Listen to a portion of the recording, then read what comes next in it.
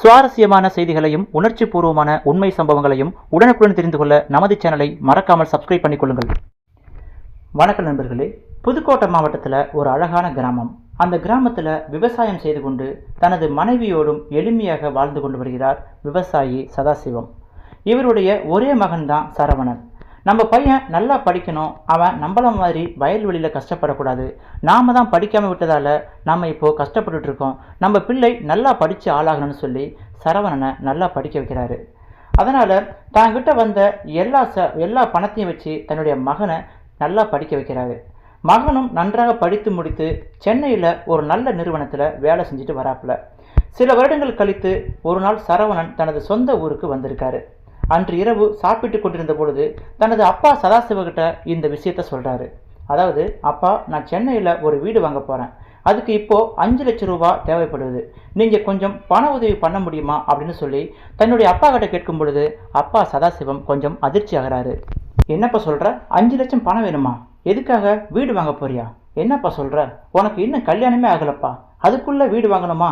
என்ன அவசரம் உனக்கு? அப்போது இங்கே நம்ம வீட்டில், நம்ம ஊரில், நம்ம கிராமத்தில் சொந்த வீடு இருக்குது, அதை விட்டுட்டு சென்னையில் வீடு வாங்க போகிறாங்கிற அப்படின்னு சொல்லி தன்னுடைய மகன்கிட்ட சொல்ல முடியும். இல்லைப்பா, சென்னையில் நான் செட்டில் ஆகணும்னு சொல்லி ரொம்ப நாள் ஆசை, ஆனால் இப்போ சென்னையில் 30 லட்சத்தில் ஒரு வீடு வாங்கிடலாம், ஆனால் இன்னும் கொஞ்ச நாள் போச்சுன்னா, கொஞ்சம் வருஷம் கழிச்சுன்னா அது டபுள் ஆகிடும், அதாவது 60 லட்சத்துக்கு மேலே விற்க ஆரம்பிச்சிடும். அதனால தான் நான் முடிவு பண்ணியிருக்கேன். தினமும் விலை ஏறிட்டு இருக்குப்பா, இப்போ வாங்கினா தான் வாங்க முடியும், இல்லைன்னா பிற்காலத்தில் வாங்கினா இன்னும் சிரமமாக இருக்கும். அதனால் என்கிட்ட கொஞ்சம் பணம் இருக்குது, 10வது குறைக்கு தான் உங்கள்கிட்ட கேட்குறேன், நீங்கள் அந்த பணத்தை ஏற்பாடு பண்ணி கொடுத்தீங்கன்னா நான் வீடு கட்டிடுவேன் அப்படின்னு சொல்லி சொல்கிறதுலேருந்து மகன் சொல்கிறதுல ஒரு அர்த்தம் இருக்குது, ஒரு நியாயம் இருக்குதுன்னு சொல்லி சதாசிவம் ஏற்றுக்கிறாரு. இருந்தாலும் 5 லட்ச ரூபா பணத்தை என்னால் எப்படி பிரட்ட முடியும்?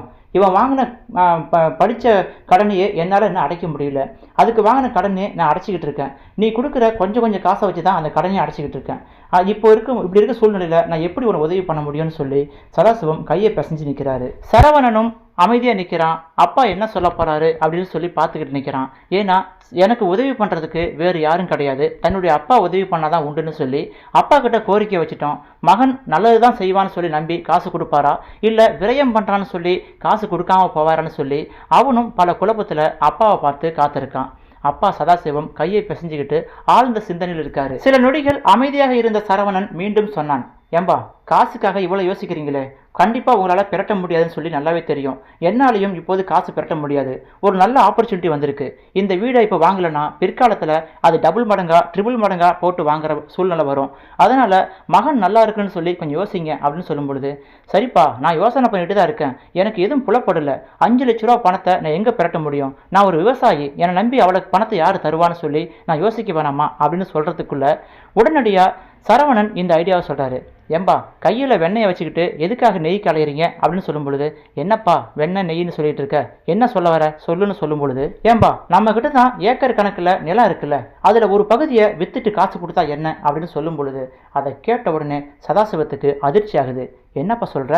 நமக்கு சோறு போடுற பூமிப்பா, அதுவும் இல்லாமல் நாம் 4 பேருக்கு வேலை கொடுக்குறோம், அந்த வேலையை வச்சு தான் அந்த குடும்பம் அவங்க பிழைக்கிறாங்க, அதெல்லாம் அடமானம் வச்சு தான் நீ சென்னையில் வந்து வீடு வாங்கணுமா, என்ன சொல்கிற அப்படின்னு சொல்லும் பொழுது சரவணன் இந்த இடத்துல, நான் சொல்கிறது நியாயம்தான்பா, அவ்வளோ பெரிய இடத்த வச்சுக்கிட்டு என்ன பண்ண போகிறீங்க, நீங்களும் வயசாயிடுச்சு, அதனால் அந்த இடத்துல சரிபாதியை விற்றுருங்க, மீதியை வச்சுக்கோங்க, அதில் வர காசை என்கிட்ட கொடுக்க வேண்டியதான்னு சொல்லி ஒரு கோரிக்கை வைக்கிறாரு சரவணன். மகன் சரவணன் சொன்ன அந்த வார்த்தை சதாசிவ மனதில் ஈட்டி பாய்ந்தது போல் இருந்தது. தன்னுடைய மகன் நல்லா இருக்கணும்னு சொல்லி நினைக்கிற ஒரே ஆள் நான் தான், ஆனால் அவருடைய கோரிக்கையும் நியாயமான கோரிக்கையாக இருக்குது, அதுக்காக நமக்கு சோறு போகிற நிலத்தை விற்கணுமா, அந்த நிலத்தை வித்துட்டு தான் அந்த வீடை வாங்கணுமா அப்படின்னு சொல்லி சதாசிவத்துக்கு குழப்பமாக இருக்கு. ஆனால் மகனின் எதிர்காலம் என்று நினைத்து இறுதியில் ஒரு முடிவெடுத்தார். சரவணன் சொன்ன அந்த முடிவுக்கு கட்டுப்படுறாரு. சரிப்பா, உன் ஆசைப்படியே செய்கிறோம், விவசாய நிலத்தில் ஒரு பகுதியை வித்துடுறோன்னு சொல்லி அந்த ஒரு பகுதி நிலத்தை விற்று மகன் கேட்ட அந்த பணத்துக்கு மீறி கொஞ்சம் காசை கொடுக்குறாரு. சரிப்பா, நீ ஆசைப்படுற உன்னுடைய நிலைமையை கருத்தில் கொண்டு நான் பணத்தை கொடுத்துட்டேன், ஆனால் மீதி உள்ள பணத்தை என்ன பண்ண போகிற, எப்படி புரட்ட போகிற அப்படின்னு சொல்லும் பொழுது, இல்லைப்பா, அதுக்காக தான் நான் பேங்க்கில் லோன் போட்டிருக்கேன், நான் வேலை செய்கிற கம்பெனியை வச்சு அந்த லோன் போட்டு அதில் காசு வாங்கி அந்த வீடை வாங்கிடுவேன், அதனால் இஎம்ஐ கட்டிடுவேன், மாதம் இஎம்ஐ கட்டி அந்த கடனை அடைச்சிடுவேன், கிட்டத்தட்ட 20 வருஷத்துல எல்லா கடனையும் முடிச்சிருவோம்பா அப்படின்னு சொல்றான் சரவணன். பணத்தை கொடுத்துட்டு தன் மகன் கிட்ட இன்னொரு கேள்வி கேட்கிறாரு. சரிப்பா, என்கிட்ட 5 லட்சம் கேட்ட, என்னால் முடிஞ்சது 7 லட்சம் பிரட்டி கொடுத்துட்டேன், மீதமுள்ள தொகைக்கு என்ன பண்ணுவேன்னு கேட்கும் பொழுது, நான் பேங்க்கில் லோன் போடுவேன்பா, என்னுடைய ஆஃபீஸ் மூலமா நான் பேங்க்கில் லோன் போட்டு மாதம் மாதம் இஎம்ஐயில் அதை கட்டிடுவேன், குறைஞ்சது 20 வருஷத்தில் அந்த கடனை அடைச்சிடுவேன், அப்போது அந்த சொத்து என்னுடைய சொத்தாக மாறிடுன்னு சொல்லும் பொழுது, சரிப்பா நீ சொல்கிற கேள்விக்கு நான் ஒத்துக்கிறேன் அப்படின்னு சொல்லி, வீடு எப்படி இருக்கும், நீ வாங்க போகிற வீடு எப்படி இருக்கும், நம்ம ஊரில் கடல் போல வீடு இருக்குது, கிராமத்தில் இவ்வளோ பெரிய வீட்டை விட்டுட்டு சென்னையில் வீடு வாங்கணுங்கிற, அங்கே வீடு எப்படி இருக்குன்னு சொல்லும் பொழுது அதுக்கு அந்த மகன் சொல்கிறாரு, அப்பா மிகப்பெரிய வீடுப்பா, 300 வீடுகள் இருக்கிற ஒரு பெரிய அடுக்குமாடி குடியிருப்பு, எல்லா வசதிகளும் அங்கே இருக்கும், பூங்கா இருக்கும், நல்ல செக்யூரிட்டி இருக்கும், பார்க்கிங் வசதிலாம் இருக்கும் அப்படின்னு சொல்லும் பொழுது என்று பெருமையாக பேசிகிட்டு இருக்கும் பொழுது தந்தையின் முகம் மாறியது. ஆனால் மகனின் ஆசையை மறுக்க மனம் வரவில்லை. ஏண்டா இவ்வளோ பெரிய கடல் போல வீட்டில் வாழ்ந்துட்டு போயிட்டு ஒரு சின்ன வீட்டில் வாழணுங்கிற, 300 வீடு இருக்கிற அடுக்குமாறி குடியிருப்புங்கிற, அந்த 300 வீடும் சேர்த்து பெரிய வீடுங்கிற, இதெல்லாம் என்னவா இருக்கும், நீ இங்கே கடல் போல வீட்டில் வாழ்ந்துட்டு அங்கே போய் ஒரு குருவி கூட்டில் வாழ முடியுமாங்கிற மாதிரி தன்னுடைய மகனோட நிலைமை நினச்சி ரொம்ப ஃபீல் பண்ணுறாரு. இருந்தாலும் அவருடைய ஆசைக்கு குறுக்க நிற்க அவருக்கு மனசும் வரல. அடுத்ததா அப்பாவோட சப்போர்ட்டில் சரவணன் சென்னையில் அந்த அடுக்குமாடி குடியிருப்பில் ஒரு அப்பார்ட்மெண்ட்டை வாங்கிட்டாரு. அதன் பிறகு ஒரு நாள் சென்னைக்கு வாங்கப்பா, நான் வாங்கியிருக்கிற வீட்டை வந்து பாருங்க அப்படின்னு சொல்லி அன்போடு தன் அப்பாவை கூப்பிட்டு போகிறதுக்கு சரவணன் முயற்சி பண்ணுறான். அப்பா சதாசிவத்துக்கும் தன்னுடைய மகன் குருவிக்கூடு போல வீடு வாங்கியிருந்தாலும் அந்த வீடு எப்படி இருக்குன்னு சொல்லி பார்க்கறதுக்கு அவருக்கும் ஆர்வமாக இருக்குது. ஒரு நாள் போயிட்டு அந்த வீட்டை பார்த்துட்டு வந்துடலான்னு சொல்லி தன் மனைவியோடு கிளம்புறதுக்கு தயாராக இருக்காரு. சென்னைக்கு வந்த சதாசிவம் தன்னுடைய மகன் வாங்கின வீட்டுக்கு, அதாவது அந்த அடுக்குமாடி குடியிருப்புக்குள்ளே வந்த உடனே ரொம்ப அதிர்ச்சியாக நிற்கிறாரு. ஏன்னா ஒவ்வொரு வீட்டுக்கும் பக்கத்தில் மிக குறைந்த இடைவெளி தான் இருக்குது, எல்லா வீடுகளும் நெருக்கமாக இருக்குது. அவர் வாழ்ந்த கிராமத்து வீடெல்லாம் பார்த்தீங்கன்னா சுற்றிலும் மரங்கள் இருக்குது, திறந்த வெளியாக இருக்கும், அக்கம் பக்கத்தினரெல்லாம் இருப்பாங்க, மாலை நேரத்தில் வாசலில் உட்கார்ந்து எல்லாம் பேசிக்கிட்டு இருப்பாங்க. இப்படி கிராமப்புற அந்த வாழ்க்கை முறையில் வாழ்ந்த சதாசிவத்துக்கு இங்கே அடுக்குமாடி குடியிருப்பாக இருந்தாலும் அவங்கவுங்க வேலையை பார்த்துட்டு போகிறாங்க. குறுக்க தெரிஞ்சவங்க வந்தால் கூட ஒரு வணக்கம் சொல்ல மாட்டாங்க, என்ன எதுன்னு கேட்க மாட்டாங்க, யாரோ அண்டை நாட்டுக்காரன் போகிற மாதிரி அவங்க பாட்டுக்கும் வேலையை பார்த்துட்டு போகிறாங்களேன்னு சொல்லி சதாசிவத்துக்கு கொஞ்சம் அதிர்ச்சியாக இருக்குது. இந்த கம்யூனிட்டியில் இந்த மாதிரி பழக்க வழக்கத்தில் தன்னுடைய மகன் எப்படி வாழ போகிறான் அப்படிங்கிற மாதிரி கவலையாக இருக்குது. தான் கஷ்டப்பட்டு பேங்க்கில் லோன் வாங்கி மாதம் மாதம் இஎம்ஐ கட்டிட்டு வர சூழ்நிலையில் தன்னுடைய அந்த அழகான அப்பார்ட்மெண்ட் வீட்டை காட்டணும்னு சொல்லி தன்னுடைய அப்பா அம்மாவை கூட்டிக்கிட்டு அப்பார்ட்மெண்ட்டுக்கு உள்ளே போகிறான். உள்ளே சென்ற தந்தை சிறிய அறைகளையும் குறுகிய இடத்தையும் பார்த்தாரு. சிறிது நேரம் அமைதியாக உட்கார்ந்தாரு.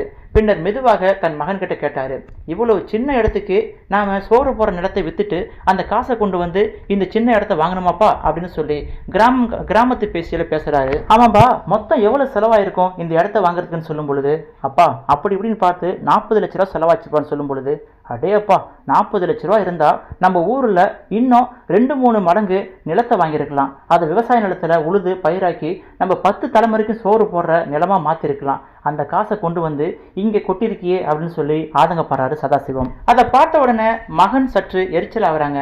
அப்பா இதெல்லாம் உங்களுக்கு புரியாதுப்பா, சென்னையில் இப்படி தான் வீடுகள்லாம் இருக்கும், இங்கே தனி வீடு வாங்கினோம்னா கோடிக்கணக்கில் பணம் வேணும்பா, அதனால் அப்பார்ட்மெண்ட்டில் வாங்கினா நாம் அதில் ஷேர் பண்ணிக்கலாம், இப்போது இங்கே உள்ள அத்தனை வீடும் கோடிக்கணக்கில் போகும், அதில் ஒரு பங்கு மட்டும் தான் நான் வாங்கியிருக்கேன், அதுக்கே 40 லட்ச ரூபா ஆச்சு, நீங்கள் கிராமத்தில் விவசாய நிலத்தை வாங்கி என்ன பண்ண போகிறீங்க, இருக்கிற நிலத்திலே உங்களால் உழைக்க முடியல அப்படின்னு சொல்லி கொஞ்சம் எரிச்சலாகவே தன் அப்பா கிட்ட பேசிக்கிட்டு இருக்கான் சரவணன். இங்கே பாருப்பா, யார் என்ன சொன்னாலும் சரி, எனக்கு வேலை சென்னையில் அமைஞ்சு போச்சு, என்னுடைய வாழ்க்கையும் இனிமேல் சென்னையில் தான் கழிய போகுது, ஊருக்கு விசேஷத்துக்கு மட்டும்தான் வருவேன் அப்படின்னு சொல்கிறான்.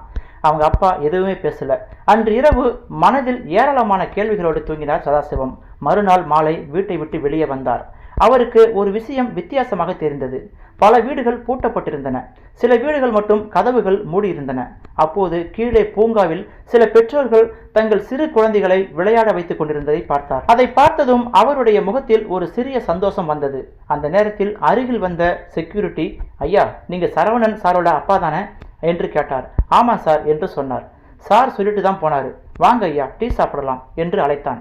அவருடன் நடந்து சென்ற அந்த அப்பா சதாசிவம் ஒரு சந்தேகத்தை கேட்டார். தம்பி, இங்கு யாருமே ஒருத்தருக்கு ஒருத்தர் பேசிக்க மாட்டாங்களா, இங்க எப்ப பார்த்தாலும் சில வீடுகள் பூட்டியே கிடக்கு என்று கேள்வி கேட்டார். அதுக்கு அந்த செக்யூரிட்டியும் சிரித்தபடியே சொன்னார், இங்க அப்படித்தான் ஐயா, எல்லோரும் வேலைக்கு போயிடுவாங்க, காலையில போனா நைட்டு மட்டும்தான் வீட்டுக்கு வருவாங்க, பகல்ல யாருமே இருக்க மாட்டாங்க, கணவன் மனைவி 2 பேருமே சில நேரத்தில் வேலைக்கு போகிறவங்க இருக்காங்க அப்படின்னு சொல்லும் பொழுது, அப்படியா, அப்போ அந்த வீட்டில் சின்ன குழந்தைகள் இருந்தால் என்ன பண்ணுவாங்க, எங்கேயாவது கொண்டு விட்டுருவாங்களோ அப்படின்னு சொல்லி சதாசிவம் தன்னுடைய ஐயப்பாட கேட்குறாரு.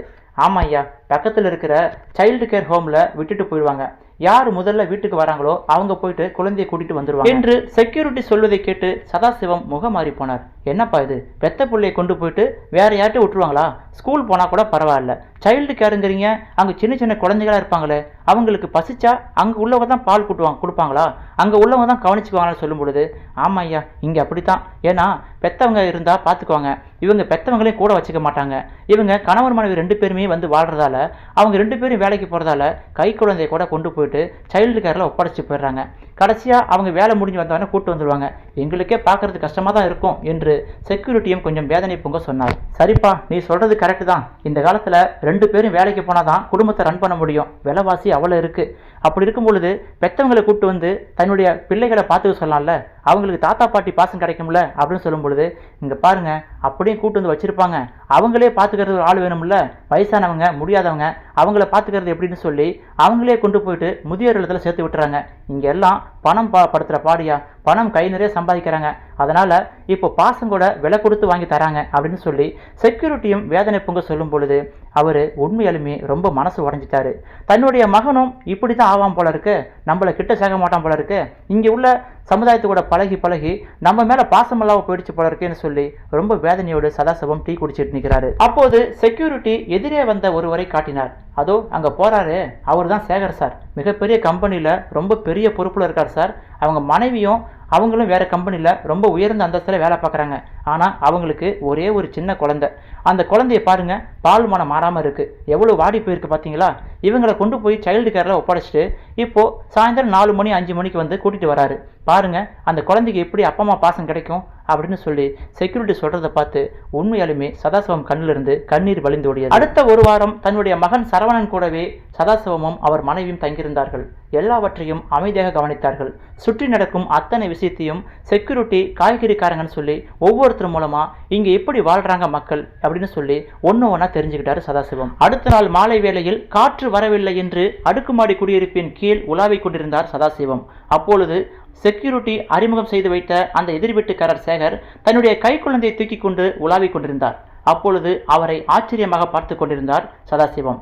என்னையா, என்ன ஆச்சரியமா பார்க்குறீங்களே என்று சேகர் சொல்லவும், இல்லை தம்பி, இன்னைக்கு வேலைக்கு போல என்று கேட்டார். ஆமா ஐயா, இன்னைக்கு வேலைக்கு போகல, என்னால் இன்னைக்கு வேலைக்கு போக முடியல, உடம்பு முடியல, அதனால நான் வீட்டில் இருந்துட்டேன் என்று சொல்லும் பொழுது, உங்க மனைவி எங்க என்று கேட்டிருக்கிறார். அதற்கு என்னுடைய மனைவிக்கு நைட் ஷிஃப்ட் ஐயா, அவங்க 4 மணிக்கே வேலைக்கு போயிட்டாங்க, இனிமே அடுத்த நாள் தான் வருவாங்க, அது வரைக்கும் நைட்டில் தனியாக தான் இருப்பீங்களா என்று கேட்டார். ஆமாங்கய்யா, என் குழந்தைய வச்சுக்கிட்டு நைட்டில் தனியாக தான் இருக்கணும், என் மனைவி காலையில் வந்த பிறகு நான் ஆஃபீஸ் போயிடுவேன் என்று சொல்லும் பொழுது சதாசிவம் கொஞ்சம் தவிர்த்து போனார். என்ன தம்பி, நைட்டு வேலை பார்த்துட்டு உங்கள் மனைவி வராங்க, அவங்களுக்கு சிரமமாக இருக்காதா என்று சொல்லும் பொழுது, ஆமாம் ஐயா, சிரமமாக தான் இருக்கும், அவங்க வீட்டு வேலையை பார்த்துட்டு அதுக்கப்புறமா என்னுடைய பையனை பக்கத்தில் இருக்கிற சைல்டு ஹோமில் விட்டுட்டு போயிடுவாங்க, அப்புறம் நான் வேலை முடிஞ்சு வந்த உடனே நான் கூட்டிட்டு வந்துடுவேன், என்ன பண்ணுறதுயா, 2 பேரும் வேலைக்கு போனால் தானே வாழ்க்கையை ரன் பண்ண முடியுது என்று சொன்னார். அந்த கிராமத்து ஆளு சதாசிவம் அதிர்ச்சியாகவும் அதே டைமில் வேதனையாகவும் இந்த கேள்வியை கேட்டார்.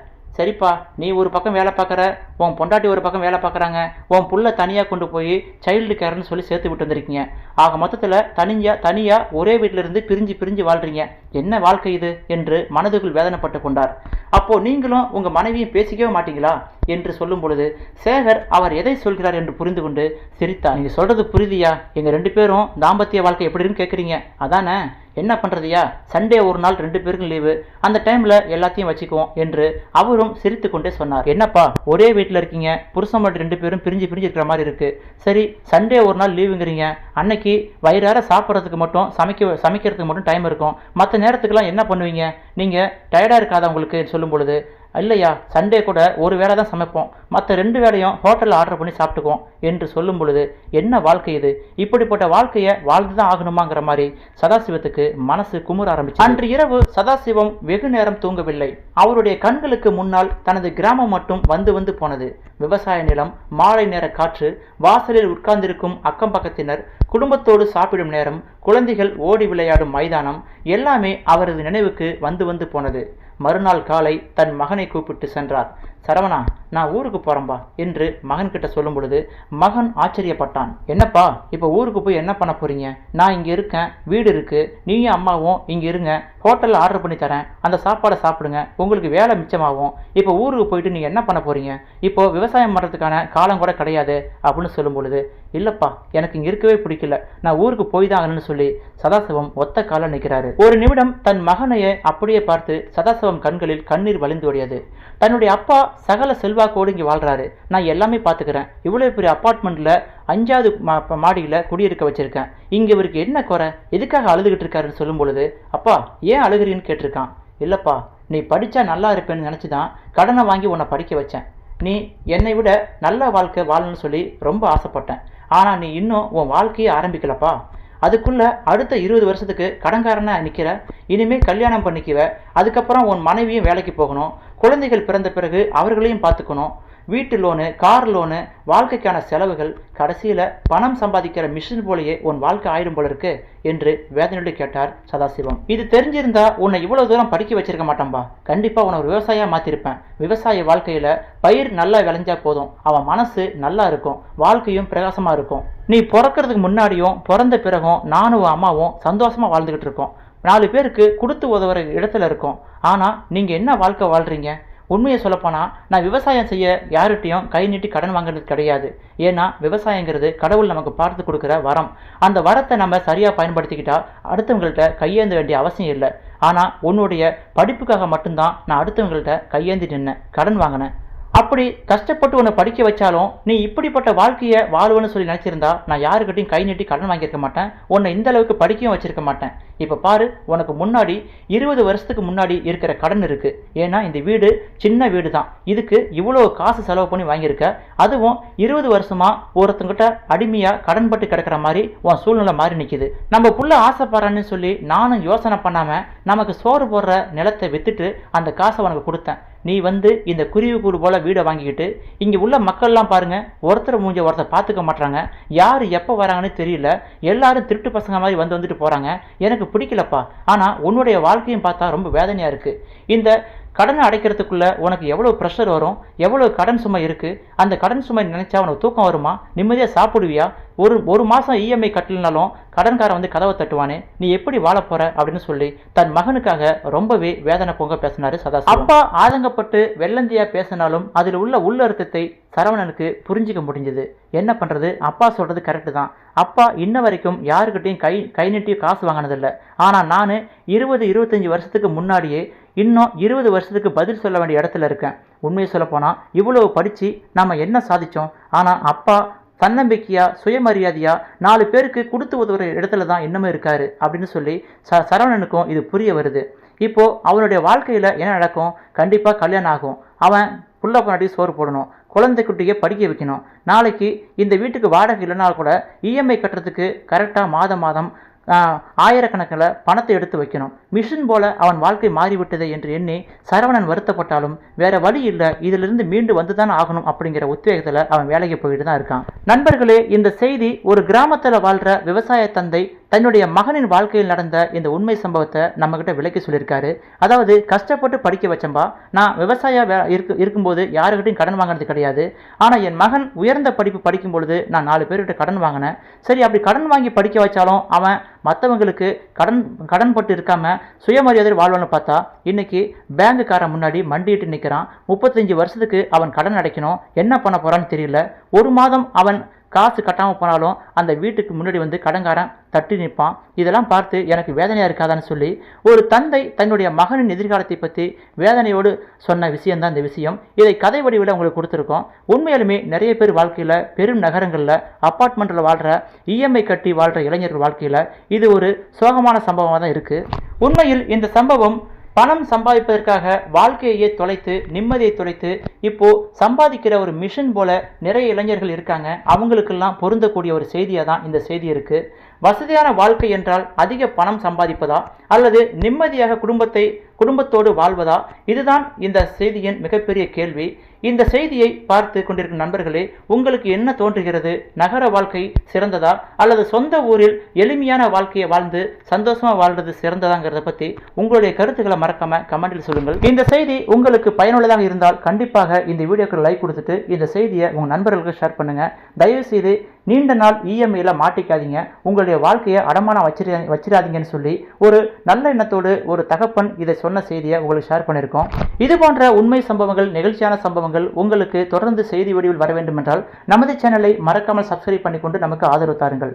மீண்டும் அடுத்தடுத்த சம்பவத்தில் சந்திக்கலாம். தேங்க்யூ ஃபார் வாட்சிங்.